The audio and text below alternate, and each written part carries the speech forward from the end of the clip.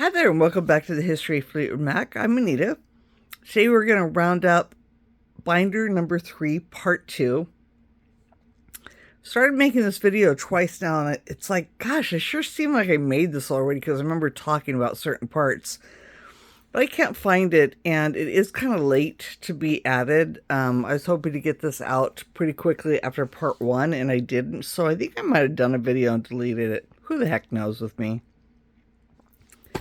I know this is where we left off on this one, and this one's just pretty cool. This is from a magazine called Blender, which I don't think is around anymore. It's a pretty cool magazine in the 90s and 2000s. 33 things you should know about Fleetwood Mac. Nothing really, mind-blowing. Some crazy pictures of Mick, which was funny. Can't remember how they started taking cocaine. Wanted to have their drug dealer thanked on the album or something like that. It was pretty funny.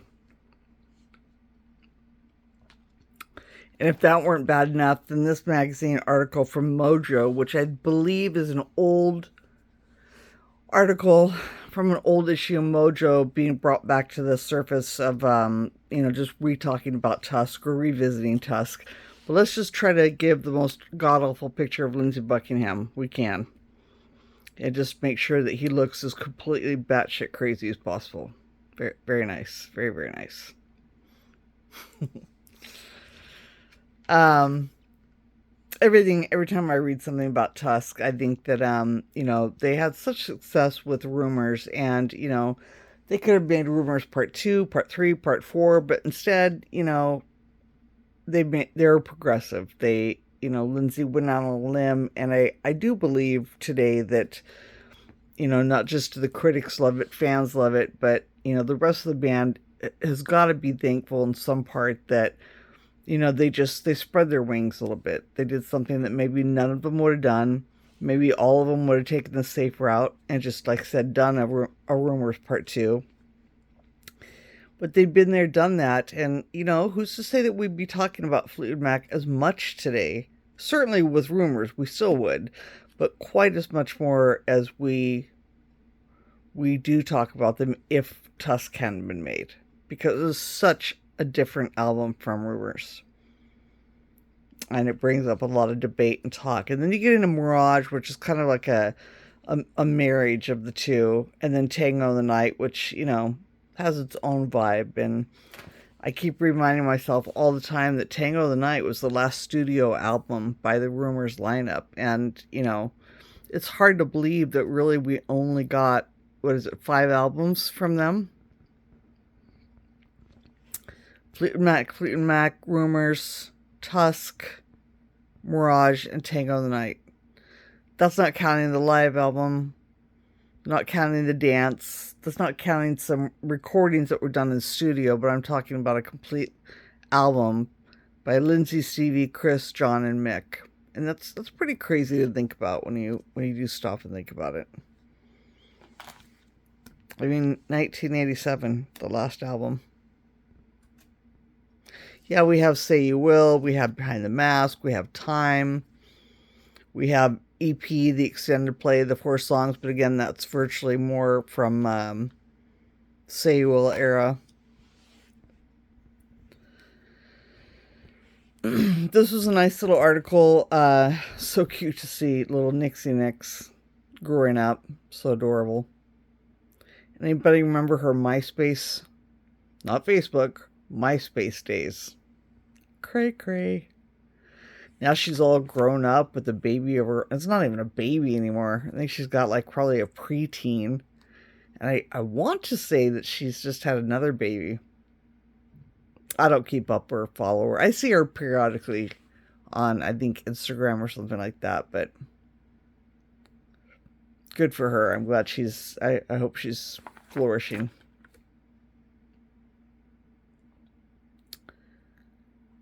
That home, just so beautiful.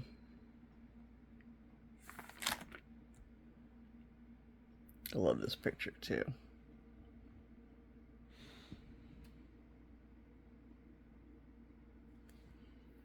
Anytime Stevie's got pictures with her pets, I just love it. This is definitely something I got in a. Some of the next pieces are, in fact, in a trade or something, or purchased on eBay because they're from Australia.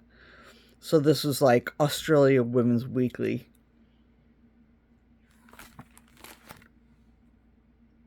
So grateful to have this because, you know.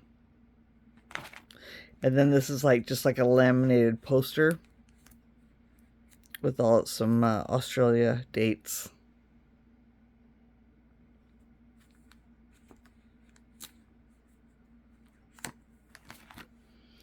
This, I believe, is just, this is from the Wave magazine. I want to say it's Bay Area or Los Angeles, somewhere like that. Maybe Free magazine.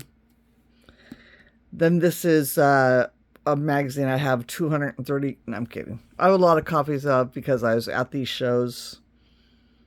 When Stevie did her first 4 days at Caesars in Vegas.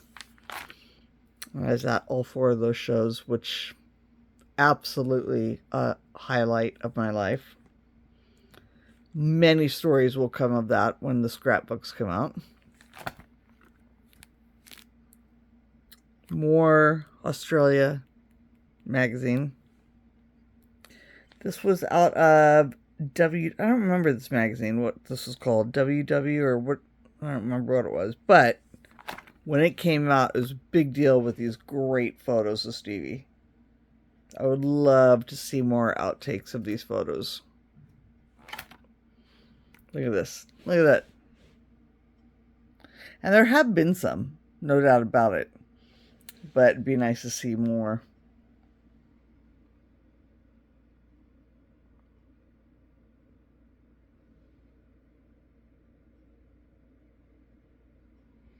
Such great photos.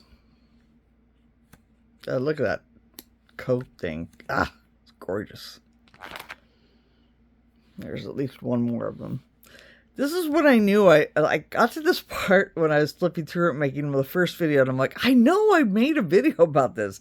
Because I remember somebody like coming across this in a magazine, and this is just like some random magazine, and this is an ad, this part here, and, you know, for like Bentley and Town and Country is a magazine, a kind of expensive one too.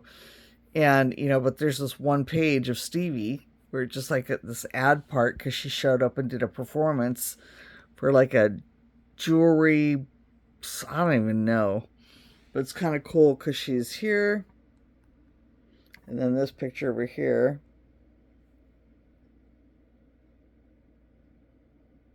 So such a random little piece, and just, you know, grateful to have it.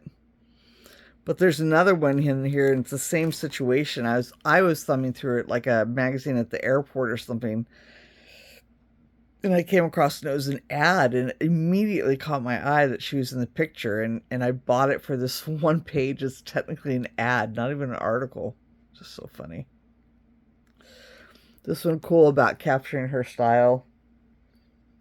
Just repeatedly, she's constantly, you know, she never loses focus as far as style and appeal. There's something that's always, you know, Stevie-esque, as they'll say. It just never goes out of style. And somehow they'll incorporate it, even if it's not whimsical, and the high heels and the platforms and something, there's something else about it, the layers or the color or the boho chic or something like that, an element of Stevie that it's just continuously in fashion. This issue was probably hard for me to cut up because it had both Susie and Stevie in it. But probably just saved me time and space, again, like I mentioned, because, you know, I have a lot of Susie articles too. So now I haven't done an album like this for Susie. For Susie, I'm trying to scrapbook everything because I don't have nearly as much. But yeah, so this I just, you know, put the article in here because it was complete. But for the Susie portion, I probably will just scrapbook it.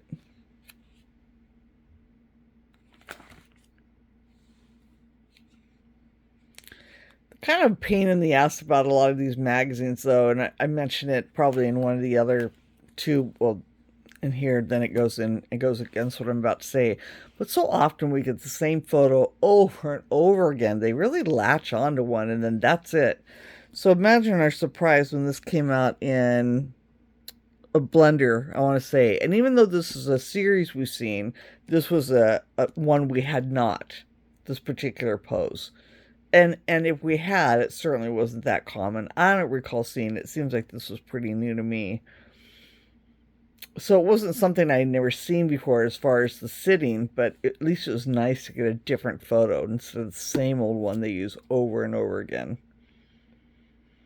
But it just kills me every time a release of something comes out, and then just, they get one or two photos, and there's so many photos out there of her as evidence. When I go through the scrapbooks, you won't believe it. Then, I ask myself, how come the magazines just can't get access, or they don't care, or I don't know. Maybe it costs them too much. Who's to say? Definitely a duplicate. I also might have just wanted this in a scrapbook or in a, to take out and be able to look at more often than just pulling the magazine out. Because now this, again, directly against what I just said, when this came out and that was a brand new picture, it's like, oh my God, like people were just losing their what about it, myself included. So this was incredible. But it's rare. It's rare that we get something. Right now, I'm doing this video on July 1st, I want to say. So I'll probably have it up pretty soon. But right now there are three magazines on news shelves. There's Classic Rock, Mojo, and an issue called Yacht Rock. Or Mojo issue completely dedicated to Fleetwood Mac, and an issue that's Yacht Rock, but they have several portions of Fleetwood Mac in there. And there's nothing new in there. And, I want to buy them. I mean, the one I saw recently, the Classic Rock, and I turned it down, but eventually I will get it, I'm sure of it. But, it's just the same thing. It's like no new photos, and I don't know. And magazines are like $18 now. $15 to $18. It's not cheap.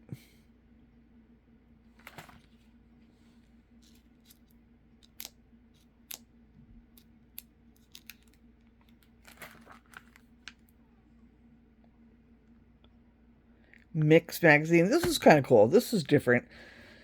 Kind of went under the radar because it is a mix magazine, which is about people who do soundboard mixing. And this person here, Dave Morgan, I want to say, am I reading that right? Dave Morgan, who was a soundboard engineer, talking about doing Stevie's show. So this was a really neat, different perspective kind of article to have in a magazine, or to have in my collection. Not just your standard, Stevie Nicks was born in, May of 1940, This is the whole, thing about her show. Probably a little bit more, the intricacies of what it's like at a show, but it's different, and that's pretty cool.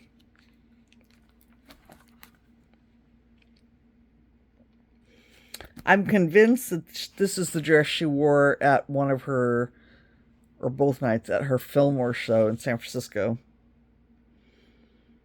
People argued whether this dress was red or burgundy. Live, it looked like it was a real beautiful shade of kind of a wine burgundy, but it sure was pretty.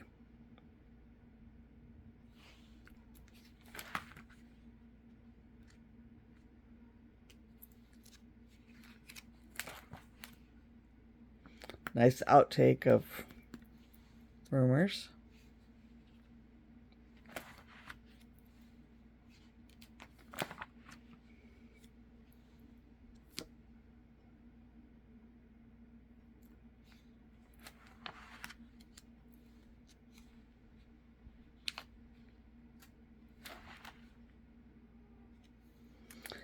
These had come out, and then there were several that got released. I'm trying to think. I always forget the guy's name. Danny Cinch, something like that. Anyway, these came out, and then there's some of her from the same moment with Dave Grohl. They're similar, but they're different. But I love the straight hair, the little outfit she's got on, and this was pretty cool when those came out. And these are more recent. I think we're getting up in, we're into 2011. Recent. I'm so behind in life.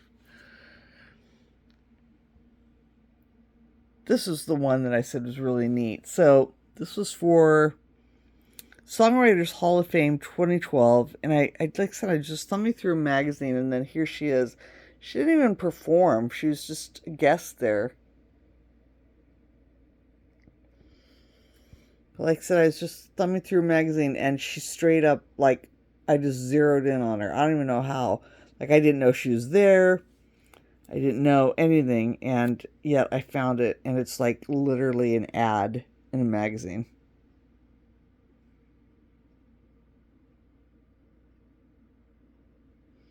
Just thought that was pretty funny.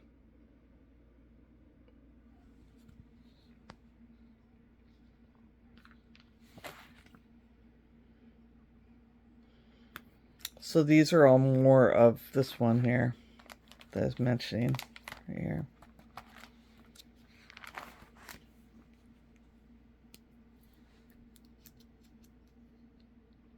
Stevie on American Horror Story.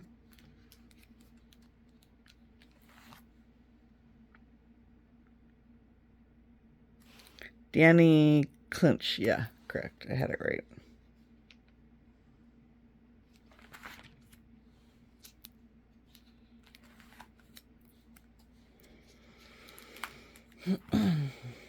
Beautiful photo.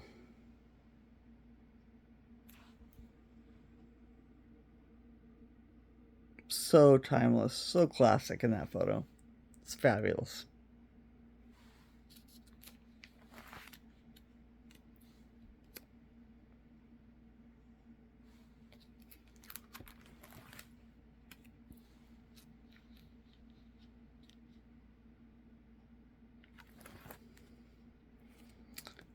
Night of a Thousand Stevies, which is pretty cool.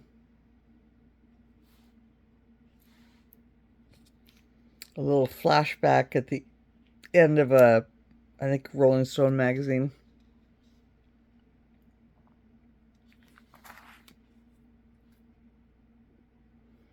The other side. Yet another one by Danny.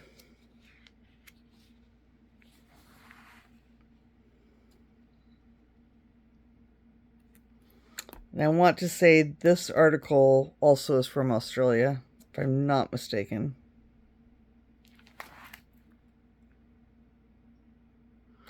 This was really cool too. Again, this is where I'm pretty sure I'd made the video, because I had mentioned that my girlfriend had purchased, this was a Stevie Nicks What's in My Bag, and first she talks about what kind of bag it is. My bestie had gotten me a bag by the same designer and filled it with a whole bunch of the stuff that's in here. Not everything, but a bunch of it, including this stuff, which this stuff works. This stuff is badass. This is so cool. I've never had another container of it, but it's really cool stuff. It's like a salve that's good for your hands, good for chapstick. I want to say she got me like the aspirin, the nail polish. It's just, she put in little stuff, but she filled it with as much Stevie stuff, like what was in here, as she could. But the real treat was getting a purse. It was a really pretty black purse. Like I said, by the same maker. She couldn't find this one, and this wouldn't have been my style anyway. My friend has interests. She likes really large bags, and I don't like to carry a purse. And when I do, they're very small or more medium size. And so she got me one that would be more useful and used, which I still have and love to this day. But that was such a cool surprise that she had done that for me. That was a really cool gift.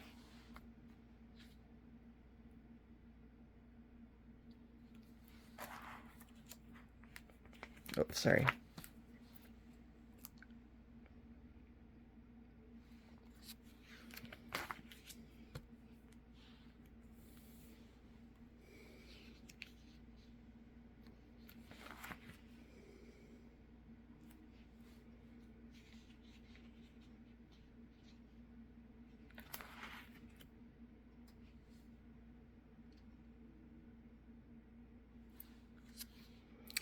Starting to wrap things up, yeah. So this is the difficult part for me in my scrapbook, this one. This would be where it was officially announced, I guess, via Rolling Stone that Lindsay was out and these two were in. And then Rolling Stone had the lawsuit that Lindsay had dropped on Fleetwood Mac, and I'm weird, and I made a copy of it and I put it in my scrapbook. It is a very interesting read.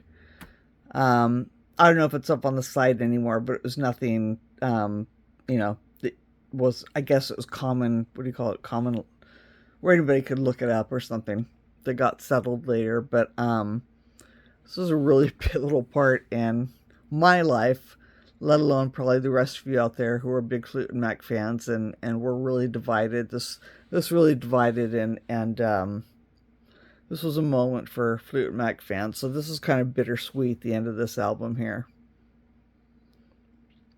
So that's where I'm going to leave it. That's Binder 3 Part 2. So I have one more part of the binder, binder number 4. And actually, I think that there's a piece in binder number, no, maybe I'm wrong. Nope. I think binder number 4 is completely in order, so it would be anything after this, after Lindsay's gone, and when Neil and, why am I forgetting his name? Mike are in Fleetwood Mac. So, yeah. So I'll get that out much more punctual than this was. I'll have this up ASAP. I think probably I'm going to be putting it up as part of a 4th of July extra. Because like I said, I did mean to get it out pretty promptly after part 1. So I hope you enjoyed it. Thank you so much for being with me. And, I'm going to put this up for 4th of July. So everybody have a very happy 4th of July. And we'll see you next time. Bye.